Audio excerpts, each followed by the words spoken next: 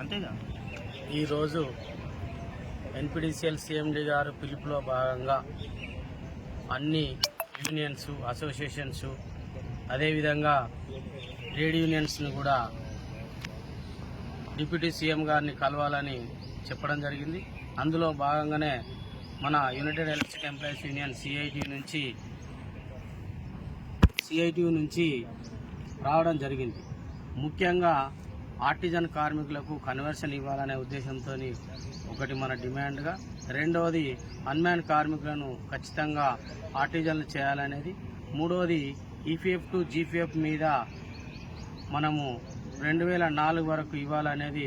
అధిక భారం ఏం పడదు, ఆ విషయంలో ఈపీఎఫ్లో కలిపిన డబ్బులను కూడా వాపసు ఇస్తామని కూడా చెప్పడం జరిగింది. అంతేకాకుండా వీటన్నిటి మీద మన కంపెనీ కూడా బతకాలి, కంపెనీ కూడా బాగుండాలి అనే ఆలోచనతోని మన ఉప ముఖ్యమంత్రి గారు చెప్పడం జరిగింది. అందులో భాగంగానే మనము మన యూనియన్గా ఆర్టిజన్ కన్వర్షన్ ఇస్తే ఆ ఆర్థిక భారం పడదని కూడా స్పష్టంగా చెప్పడం జరిగింది. ఈపీఎఫ్ టు జీపీఎఫ్ చేయడం వలన కూడా ఆర్థిక భారం పడదని కూడా చెప్పడం జరిగింది.